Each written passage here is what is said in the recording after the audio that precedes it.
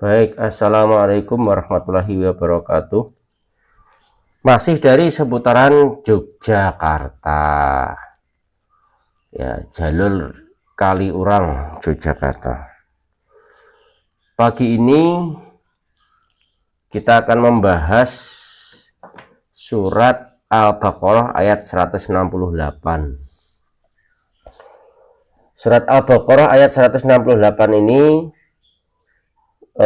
ayat yang mengingatkan kita untuk selalu memilih yang halal atau yang baik dan dalam kehidupan kita, dan menghindari yang haram-haram,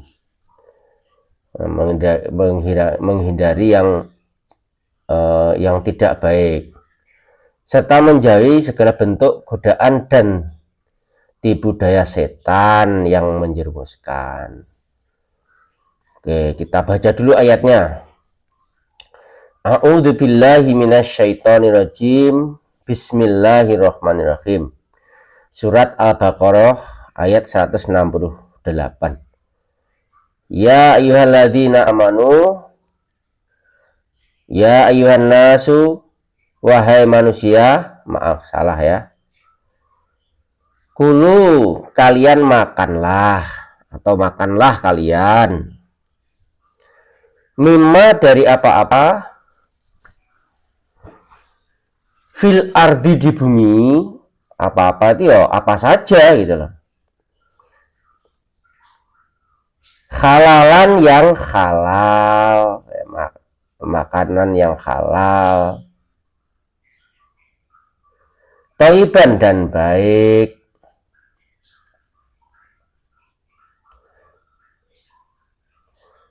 Jadi tidak hanya halal tapi juga baik. Wala tattabi'u, dan janganlah mengikuti kalian jangan mengikuti khutuwatis syaitani, beberapa jalannya setan atau langkah-langkahnya setan. Setan tuh melangkah kemana, jangan diikuti. Nanti ada keterangannya. Innahu, sesungguhnya setan, iku lakum, bagi kalian, aduun, musuh. Aduun, musuh yang sangat musuh sekali gitu. Bukan sekedar musuh biasa, tapi musuh yang sangat menyakitnya, yang sangat berat. Mubinun, yang jelas, yang nyata. Nah, mari kita baca keterangannya. Ya nasu, kulu mimma fil ardi halalan thayyiban wala tattabi'u khutuwati syaiton innahu lakum aduwwum mubin. Wahai manusia, makanlah makanan yang halal dan yang baik yang terdapat di bumi. Nah, ya, ini mengandung makna makanan itu tidak sekedar makan yang kita makan, tapi apapun yang kita konsumsi. Ya, kalau di sini khusus makanan, tapi pengertiannya apapun yang kita konsumsi, yang kita masukkan ke dalam tubuh kita. Nah, makanannya halal jelas di dalam ayat Al-Quran maupun di dalam Al-Hadis sudah jelas. Makanan-makanannya halal itu sudah jelas, tinggal nanti dibaca kembali, ditulis kembali. Saya tidak akan menerangkan yang itu, nanti waktunya terlalu lama, atau nanti bisa dikaji di lain waktu. Nah, yang akan saya bahas yang thayyiban ini, nah, yang baik, yang thayyiban. Makan yang thayyiban ini adalah makanan yang baik kalau kita konsumsi. Nah, makanya kalau kita makan, kita berpikir apakah makanan ini walaupun halal baik buat kita atau buruk. Nah, mari Hal-hal seperti itu kita pikirkan, menyehatkan atau menyakitkan. Nah, seperti itu. Makanya kadang ini menjadi dasar ijtihad. Salah satunya menjadi pertimbangan kenapa kok ada hal-hal atau makanannya halal tapi tidak boleh dikonsumsi. Nah, contohnya merokok itu bukan makanan, dan tidak ada ayat atau hadis yang mengharamkan rokok secara mutlak, itu tidak ada. Tapi banyak dalil-dalil yang di situ membuat kesimpulan bahwa merokok itu tidak diperbolehkan. Kenapa? Karena walaupun tidak secara spesifik disebutkan di dalam ayat maupun dalam hadis bahwa dia haram, tapi merokok itu termasuk mudorot. Mudorot itu gimana? Mubazir gitu. Jadi manfaatnya merokok dengan mudorotnya itu lebih banyak mudorotnya. Mudorot itu dari kata dzarra atau dzarru yang maknanya itu memberatkan atau merusak.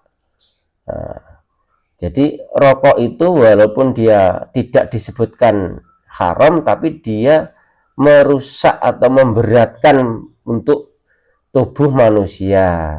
Kalau dianggap dia merusak kesehatan. Nanti ada itu orang yang menganggap bahwa rokok itu justru membuat dia sehat. Lah, itu kan minoritas, tapi menurut penelitian, menurut pengamatan, menurut pengalaman, bahkan di bungkus-bungkus rokok itu kan dituliskan rokok membunuhmu, menyebabkan kanker, menyebabkan penyakit jantung, berbahaya bagi ibu hamil dan janin tuh kan. Makanya kita tidak diperbolehkan merokok. Nah, itu karena termasuk dalam ayat ini dia tidak thayyiban, karena mudarat itu tadi. Kalau di dalam ayat yang lain disebutkan wala tubadziru inna mubadzirina kanu ikhwanas sayatin. Nah, sama toh ayatnya, kalian jangan memubadzirkan apapun, maksudnya ya di situ, kalau di ayat itu maksud makanan gitu ya. Nah, karena mubadzir itu termasuk saudaranya atau temannya setan dulu, kan mirip toh ayatnya dengan ini. Nah, jadi kalau mubadzir itu termasuk tidak baik, tidak thayyib, tidak melaksanakan ayat ini. Makanya kita nasihati oleh Allah, diperintah oleh Allah untuk mengkonsumsi yang halal dan yang baik, dan tidak boleh memubadzirkan. Misalnya makan nasi, makan nasi, ngambil nasi sebanyak-banyaknya gitu. Makanya saya dulu diajari oleh dokter saya kan kolesterolnya tinggi gitu. Diajari kalau makan itu nasinya dengan sayurnya itu harus seimbang, sama. Kalau nasinya itu misalnya setengah piring, sayurnya ya setengah piring, ya. Sayur buah itu setengah piring. Nah, seperti itu. Atau ya kalau mau ngambil setengah piring dulu sama sayur, nanti kalau ternyata belum kenyang ya nambah lagi. Nah, seperti itu supaya tidak mubazir, karena nanti kalau makan terlalu banyak tidak baik untuk kesehatan. Nah, kalau tidak habis nanti jadinya mubazir. Nah, itu termasuk melaksanakan dalam ayat ini. Kalau tidak mau mengkonsumsi yang halal dan yang baik, yang halal thayyiban, maka itu termasuk melanggar perintahnya Allah. Seperti itu kelakuannya setan. Makanya di ayat selanjutnya disebutkan wala tattabi'u khutuwatis syaiton, jangan mengikuti langkah-langkahnya setan. Loh Pak, itu kan cuman cuman makanan, cuman merokok gitu kan. Nah kok sampai ke mengikuti langkah-langkah setan, jauh sekali. Ya itu tadi, hubungannya seperti tadi, merokok itu mubazir, tidak baik. Nah itu merupakan langkah-langkahnya setan. Nah, nanti kalau sudah merokok, apalagi masih kecil-kecil, ketagihan, nanti kalau merokok nggak puas, akhirnya merokok yang bisa membuat halusinasi, ya sabu-sabu, narkoba. Ya pintunya dari situ. Nah, di dalam ayat ini saya pernah mendapatkan kemangkulan atau mendapatkan keterangan tambahan. Waktu itu guru saya di Kediri itu tidak menjelaskan keterangan tambahan itu rujukannya dari mana. Kemudian saya cari-cari sendiri, karena keterangan itu kok dalil spesifiknya kok nggak ada, diminta dalil. Ternyata keterangan itu berasal dari keterangan Imam Ibnul Qayyim Al-Jauziyah, seorang ulama di Mekah sana, ulama abad ke 14 kalau nggak salah ya.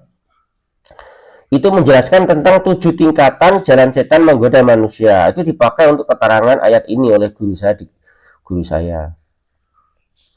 Nah, ya ini saya bacakan saja. Nah, kalau dalil-dalilnya mau dicari, insya Allah ketemu semua dalil-dalilnya. Tapi saya belum sempat mencari dalil-dalilnya. Nanti di lain waktu, kalau ada waktu longgar, nanti insya Allah kita cari. Atau kalau mungkin para netizen ada yang bisa mencarikan. Nah ini 7 tingkatan jalan setan menggoda manusia yang dipakai untuk menerangkan ayat-ayat khutuwatis syaiton atau jalan langkah-langkahnya setan. Tingkat pertama, ini yang paling ringan, yaitu setan berusaha membuat manusia itu tetap dalam kekafiran atau kesyirikan. Atau dia sudah Islam, sudah syahadat, ya sholat, ya zakat, ya puasa dan seterusnya, tapi dia masih syirik. Nah, maksudnya meminta sesuatu kepada selain Allah, minta pada patung-patung, minta pada gerumbul-gerumbul pohon, tempat-tempat yang kalau dalam bahasa Jawanya itu wingit, angker, karena di situ mungkin ada makhluk-makhluk yang tidak terlihat, tidak kasat mata, dimintai pertolongan, atau minta pada kuburan-kuburan orang soleh atau orang-orang yang dianggap soleh. Tidak tahunya kuburannya itu ternyata kuburan palsu. Itu kan lagi viral kan di internet ya, sebulan itu sumbangannya itu ya yang dimasukkan ke kotak-kotaknya itu besar seperti peti gitu. Nah, itu orang nyumbang di situ 100.000, 50.000, ternyata kuburannya kuburan palsu. Dibongkar itu kan akhirnya. Ternyata itu kuburan palsu memang dipakai untuk menjerumuskan manusia. Yang itu sekelompok mafia kuburan itu, ya dia mengaku sebagai orang Islam, ya sholat, pakai pakaian seperti orang yang pakai sorban, pakai kopiah, ya pakai sarung, ya seperti orang Islam gitu loh. Karena memang dia orang Islam tapi masih melakukan perbuatan syirik, tahayul. Tahayul itu apa? Mempercayai cerita-cerita gaib yang tidak ada dalilnya. Nanti kalau ini mati tidak diginikan, tidak digitukan, nanti bangun lagi. atau jadi pocong loncat-loncat menakut-nakuti manusia, itu cerita takhayul. Nah, nanti kalau misalnya ada peristiwa apa gitu, terus tidak melakukan selamatan, tidak melakukan apa, nanti akan terjadi bencana. Nah, kalau ada dasarnya ya enggak apa-apa, silakan saja. Tapi kalau itu tidak ada dasarnya, baik secara dalil maupun secara ilmiah, lah itu termasuk tahayul. Nah, itu jalannya setan tuh begitu. Kadang kita ini tidak sadar digoda oleh manusia, sudah jadi orang Islam, sudah menjalani syariat Islam, tapi digoda untuk melakukan hal-hal yang mengarah ke kufuran atau kemusyrikan. Akhirnya amalannya hancur. Dalam surat ayat yang lain kan disebutkan lain asrokta layak batolna amaluka, wahai Muhammad, kalau kamu berbuat syirik maka hancur lebur amalanmu. Loh, kok ya sayang sekali, sholatnya hancur, tiap hari 5 waktu jentat-jendit, puasanya 1 bulan hancur, zakatnya hancur. Maksudnya apa? Hancur pahalanya, itulah. Nah, itulah bahayanya seperti itu. Tingkat yang kedua itu bid'ah. Bid'ah itu ya setan menggunakan manusia untuk menciptakan apa? Ritual-ritual peribadatan dalam agama yang Allah Rasul tidak memerintahkan. Nah, yang lebih berbahaya lagi melakukan ritual-ritual yang justru maksiat. Maksiat itu bertentangan dengan syariatnya Allah Rasul. Jadi melakukan ibadah, tapi ibadahnya itu bertentangan dengan dalil-dalil, bertentangan dengan Allah Rasul. Kelihatannya ibadah, iya. Tapi itu ibadah yang malah sebenarnya dilarang oleh Allah Rasul, malah dilakukan. Itu ya, itu jalan-jalan setan, satu jalannya setan menggoda pada manusia. Nah, yang ketiga, tingkatan khutuwatis syaitan itu, setan mengajak manusia, menggoda manusia untuk melakukan dosa-dosa besar selain syirik, selain bid'ah. Contohnya apa? Minuman yang memabukkan, khamr. Kemudian melakukan hubungan suami istri yang tidak halal atau berzina. Kelihatannya enak, minum khamr, zina itu kelihatannya enak, tapi enaknya sebentar. Kelihatannya wah nikmat sekali, tapi ya sebentar setelah itu. Misalnya kalau minum khamr, pengennya mabuk, melupakan masalah-masalahnya di dunia, ya sebentar saja, selama mabuk saja. Nanti kalau udah sadar ketemu lagi masalahnya.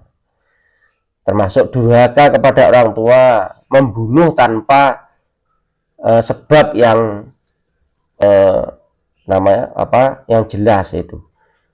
Nah, itu gara-gara dihina, gara-gara dikeluarkan kata-kata yang kasar, terus sakit hati. Nah, yang berkata-kata itu dibunuh. Nah, itu termasuk dosa besar. Wah, saya emosi. Ya itulah godaannya setan tuh seperti itu, dibuat emosi gitu. Hanya dengan kata-kata. Nah, nanti di surat Anas akan kita bahas. Termasuk melanggar haknya Allah atau zalim terhadap saudaranya, itu tidak boleh. Walaupun saudara kita itu bukan orang Islam, beli makanan, mentang-mentang dia bukan orang Islam, beli 10 bilangnya 5, itu tidak boleh. Itu mendolimi, itu tidak boleh. Nah, yang selanjutnya itu setan menggoda manusia, yang nomor 4 nih, melakukan dosa-dosa kecil yang dianggap remeh,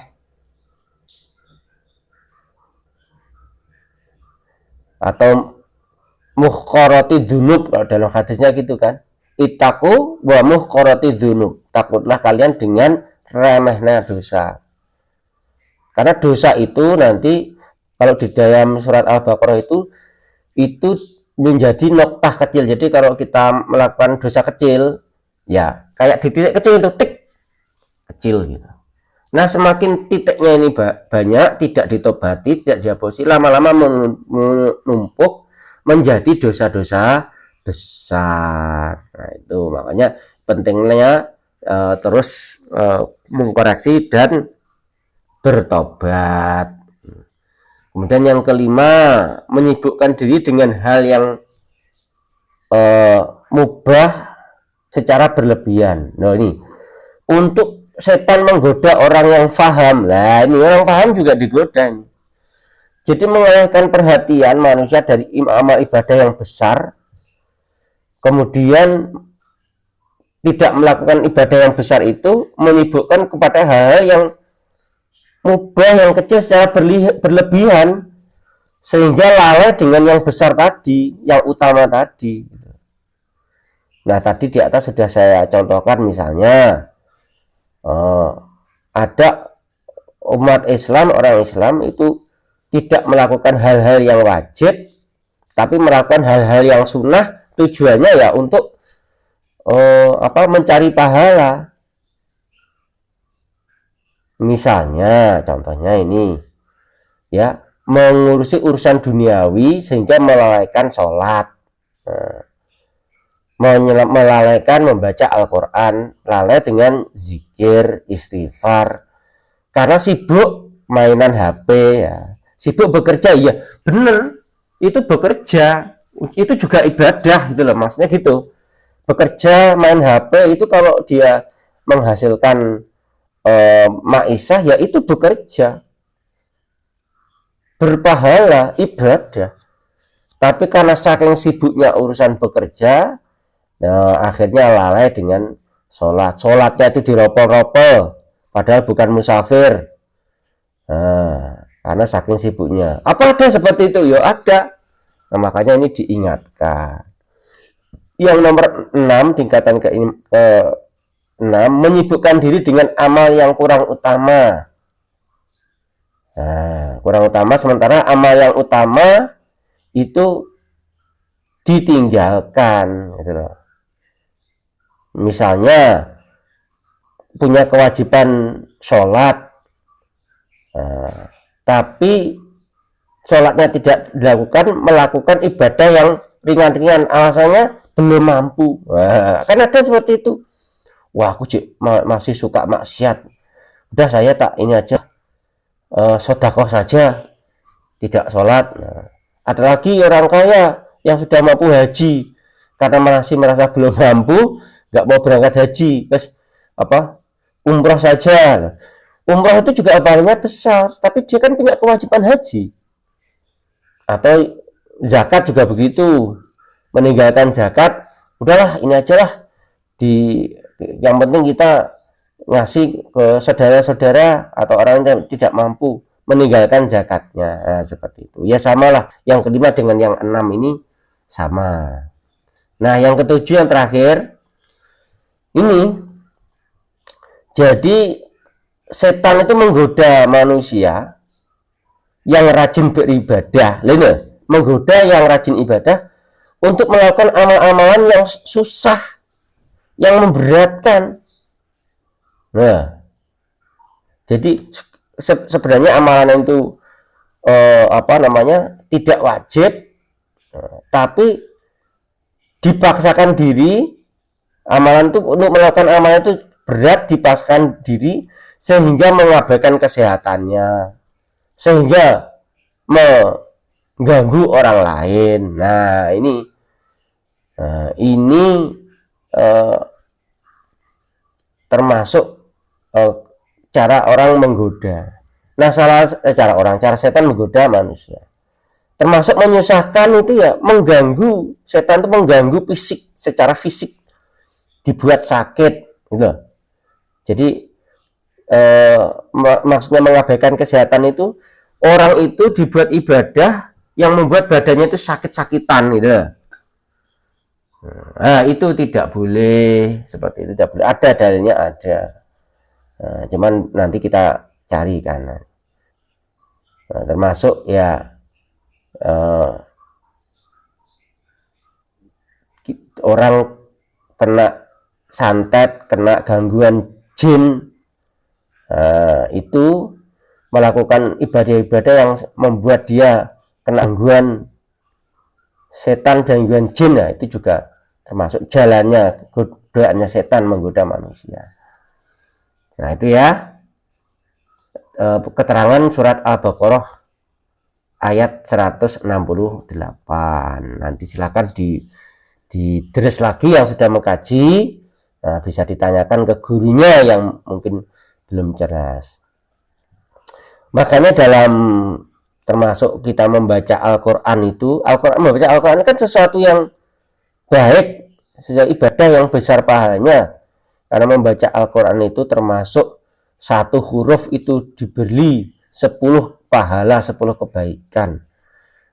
Kalau mengkaji Al-Quran mendapat pahala yang lebih baik daripada dunia dan seisinya.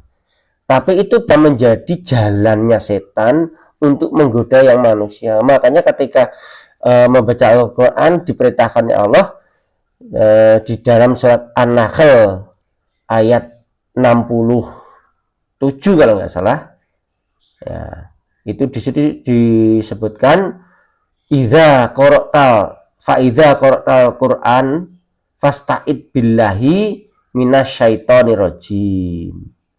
Ketika engkau Muhammad membaca Al-Quran, nah itu berlindunglah atau mintalah perlindungan dari Allah, berlindung pada Allah dari godaan setan yang terkutuk. Setan itu siapa? Setan itu adalah anak turunnya atau pasukannya atau pengikutnya iblis. Nah, tahu kan iblis? Nah, nanti di dalam surat Al-Baqarah ayat-ayat pertama nanti bisa kita terangkan di situ. Nanti kalau kita mengkaji surat Al-Baqarah ayat-ayat pertama nanti bisa kita terangkan asal usulnya iblis.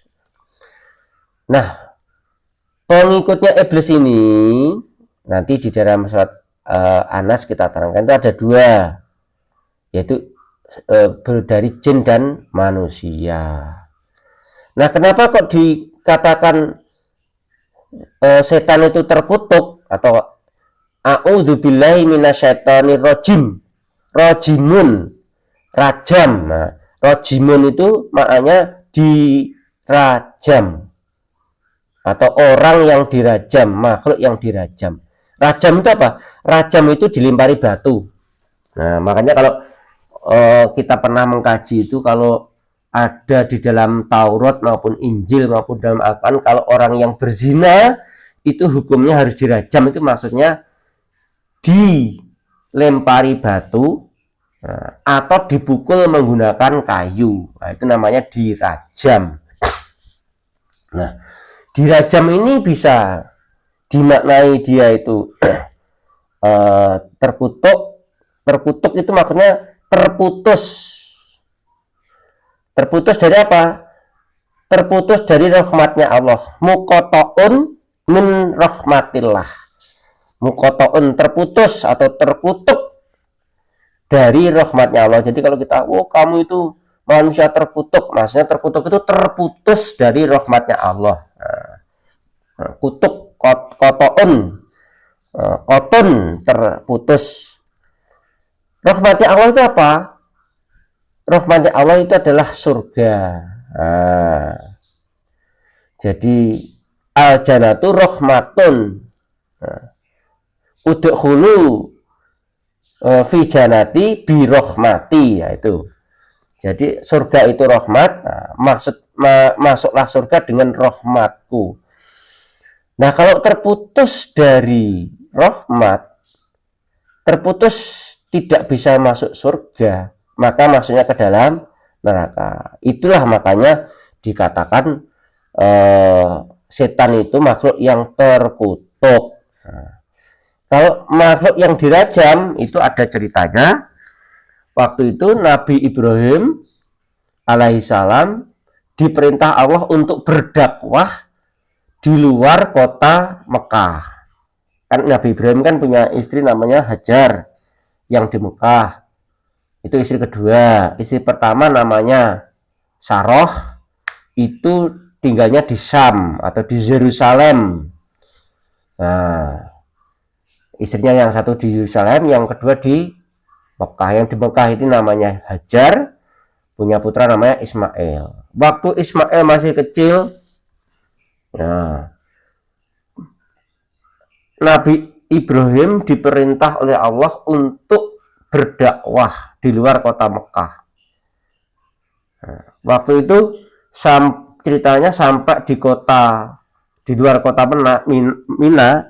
Nah, di kota Mina itu di situ digoda oleh setan. Wahai Ibrahim, kok kamu tega sama istrimu, sama anakmu, ditinggalkan masih kecil, nggak ada makanan, nggak ada minuman, ada minuman tapi hanya untuk satu botol, makanan hanya kurma sedikit. Kok tega sekali? Oh, ini perintahnya Allah, jawabnya Ibrahim. Terus setan itu dilempari batu sama Ibrahim. Ya.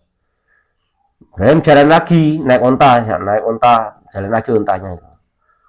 Dalam hadis kan diceritakan begitu. Digoda lagi sama setan.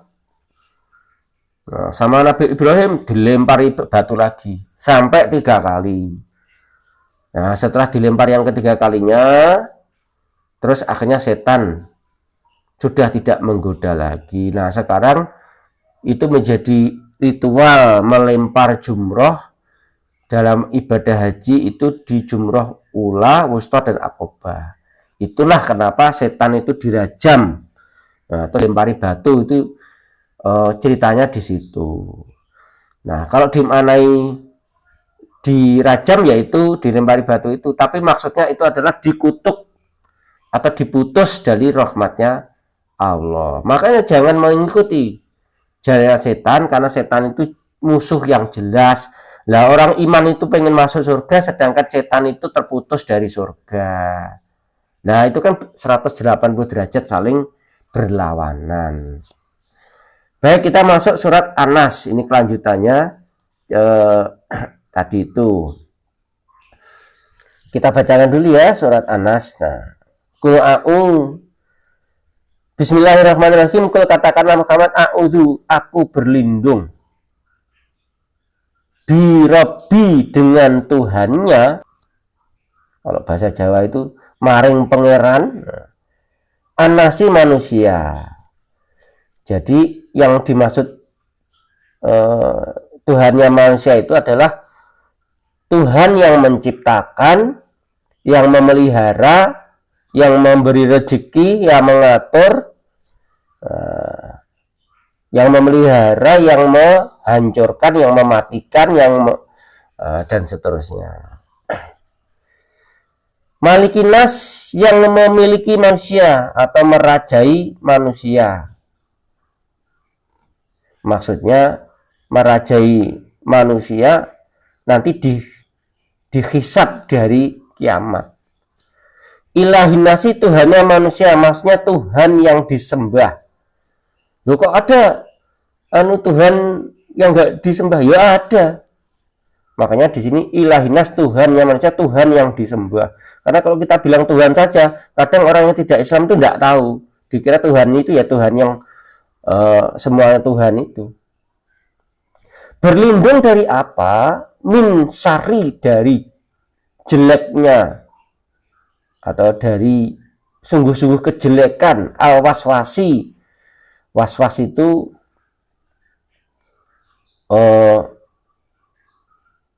bisikan atau godaan. Nah, makanya hatiku was-was itu berarti hatiku itu sedang tergoda. Was-was, rasa was-was itu rasa yang digoda. Al-khonasi, yang mundur. Mundur di sini maksudnya begini. Kalau kita itu mundur jauh dari Allah, maka setan akan menggoda, memberikan rasa was-was. Tapi kalau kita maju mendekat pada Allah, maka setan tidak bisa menggoda, tidak bisa memberikan rasa was-was. Alladzi yang yuwaswisu, menggoda atau memberikan rasa was-was. Siapa?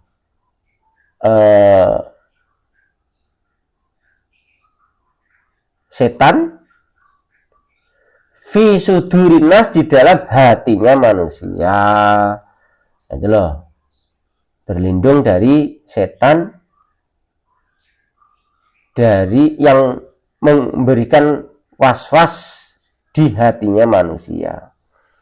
Bentuknya minal jinati, dari golongan jin, wanasi, dan manusia. Itu, setan itu terdiri dari jin dan manusia. Saya tidak bahas ayat 1, 2, dan 3. Ya, langsung ayat ke-4, 5, dan 6. Nah, termasuk jeleknya godaan setan itu adalah ya tadi itu, memberi was-was. Karena rasa was-was itu timbul keraguan di hati manusia, kemalasan untuk beribadah, keinginan untuk berbuat maksiat. Yang tadi itu, yang 7 tingkatan tadi yang saya bacakan di depan tadi. Nah, di dalam ayat ini disebutkan bentuknya dari jin dan manusia. Kalau manusia bentuknya seperti apa? Ya tadi itu, mencaci, memaki, menyakiti hati, menakut-nakuti, mengancam. Nah, termasuk itu godaan dari setan. Waktunya ibadah diajak untuk lahan-lahan, diajak keluyuran, diajak pergi nggak jelas kemana. Nah, termasuk itu godaan. Kalau godaannya jin udah jelas tadi saya sebutkan, ya, menggoda melalui hatinya manusia. Jadi jin itu bisa masuk ke dalam tubuh manusia melalui aliran darah, bisa ke otak, bisa ke hati, bisa ke tubuh yang lain, dan bisa menimbulkan penyakit di situ. Makanya ini di dalam hadisnya disebutkan untuk dibaca 3 kali pagi hari, dibaca 3 kali sore hari, supaya terhindar dari godaannya jin, godaannya setan dalam bentuk jin maupun manusia. Nah, ini bisa dipakai nanti kalau jenengan dimaki-maki orang, diancam orang, ya ini dibaca. Qul a'udzu birabbinas, malikinas, ilahinas, dan seterusnya. Nah, itu tadi penjelasan surat An-Nas mengenai yang berhubungnya dengan setan. Nanti yang ayat 1, 2, dan 3 akan kita bahas di lain kesempatan. Nah, tadi sudah saya bahas bab ta'awud juga. Ya, jadi ya dalam aktivitas kita selain membaca bismillah juga membaca ta'awud. Nah, itu dalam surat An-Nahl ayat 98 tadi sudah saya sebutkan, wa fa'idza qara'al qur'ana fasta'id billahi minasyaitonir rajim. Demikian pembahasan kali ini, sudah panjang waktunya. Ya, yang belum bisa dibahas kita bahas lain waktu. Minta maaf apabila ada yang kurang berkenan. Jazakallahu khairan. Assalamualaikum warahmatullahi wabarakatuh.